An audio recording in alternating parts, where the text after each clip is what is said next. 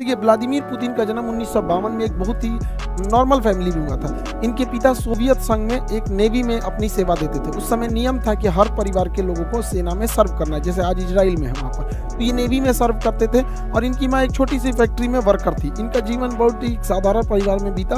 ये पढ़ने में उस समय एक साधारण विद्यार्थी थे। उससे आगे अगर इनकी जर्नी को देखते हैं तो 1975 में ये रूस की खुफिया एजेंसी केजीबी को ज्वाइन करते हैं और 1975 में एक सीक्रेट ऑफिसर बनते हैं। इन्हें कई अलग अलग देशों में भेजा गया देश की सेवा करने के लिए, जहां पे इन्होंने बखूबी अपना रोल निभाया।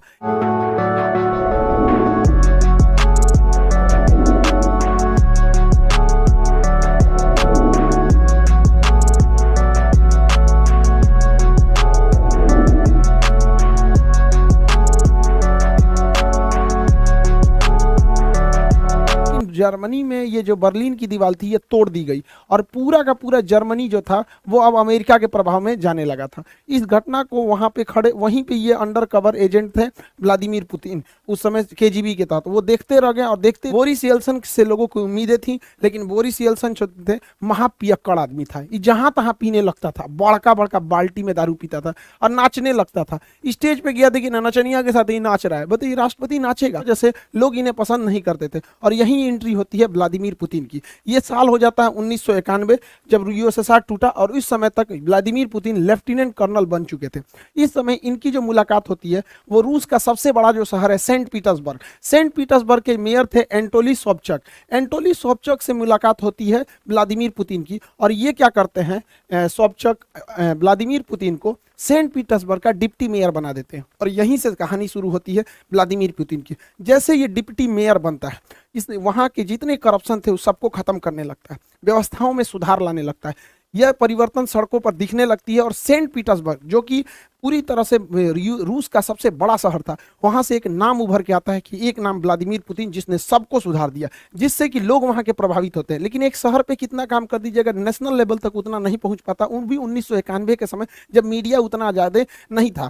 लेकिन इसकी नज़र जब व्लादिमीर पुतिन की इन कामों की देखते हुए एक बहुत ही उस समय के पावरफुल एडवाइज़र हुआ करते थे, राष्ट्रपति के सलाहकार होते थे उस समय, उनका नाम था वेलेंटीना यामासोव। ये वेलेंटीना यामासोव जो थे, इनकी एक विशेषता थी कि ये उस समय के जो राष्ट्रपति थे बोरिस येल्सन, उनके ये दामाद थे। तो जिस वजह से आप समझ सकते हैं कि राष्ट्रपति का ही दामाद है तो कितना पहुंच होगा।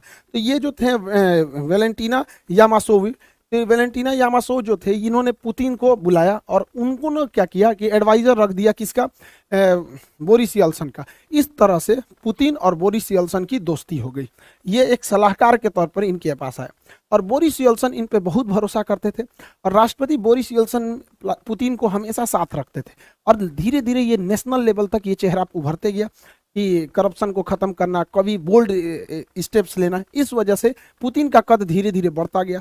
बड़ी बड़ी जिम्मेदारियां बोरिस येल्सन पुतिन को देने लगे। जनता में पुतिन लोकप्रिय होने लगा और इसी दौरान बोरिस येल्सन अपने शराबीपन की वजह से, जहां तहां नाच देने की वजह से अपनी गरिमा को खोते जा रहे थे, जिसे भरपाई करने के लिए 1999 में इधर भारत में कारगिल की लड़ाई चल रही थी और उस समय 1999 में रूस का प्रधानमंत्री बनाया गया व्लादिमीर पुतिन को। वहां पे प्रधानमंत्री को ज्यादा पावर नहीं है, वहां सारा पावर राष्ट्रपति को, और राष्ट्रपति थे बोरिस येल्सन।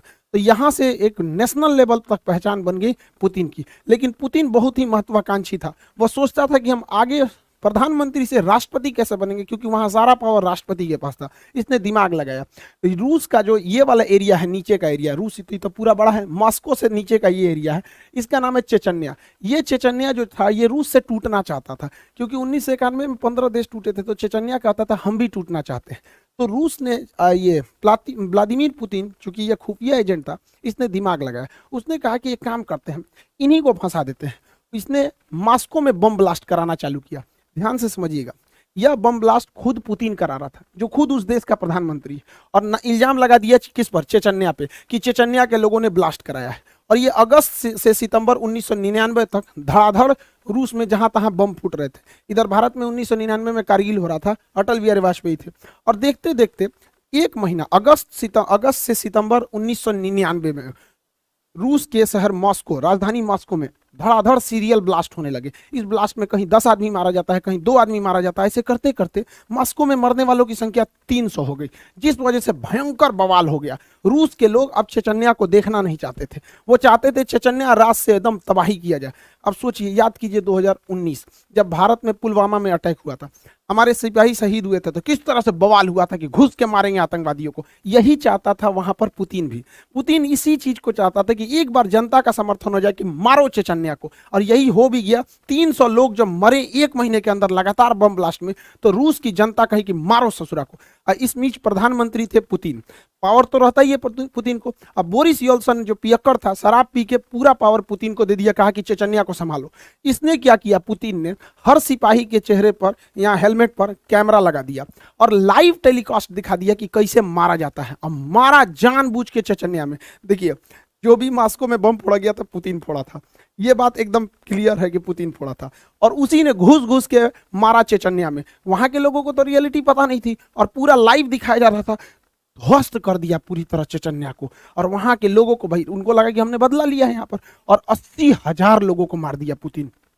सोचिए कितना खतरनाक है ये पुतिन। 80,000 चेचन्या के लोगों को मार दिया, खुद ब्लास्ट कराया मॉस्को में, इल्जाम लगाया चेचन्या पे, और घूस के मारा 80,000 लोगों का। पूरा टीवी पे लाइव टेलीकास्ट दिखाया। इससे क्या हुआ कि पूरी दुनिया, पूरे रूस के लोगों ने देखा कि जो उनके घर में 300 को मारा है, पुतिन ने घुस के 80,000 को मारा है। ऐसा नेता होना चाहिए यहाँ पर। पुतिन की रेटिंग एकदम हीरो की हो गई। तो 1999 में जो पुतिन प्रधानमंत्री था, वो राष्ट्रपति से भी ज्यादा फेमस होने लगा, और बोरिस यल्सन पे भ्रष्टाचार के आरोप लगने लगे। और इसी बीच सन 2000 में पहली बार राष्ट्रपति चुनाव जीत गया पुतिन। पुतिन का सपना पूरा हो गया। रूस जैसे बड़े देश की पूरी सत्ता अब पुतिन के हाथ में थी।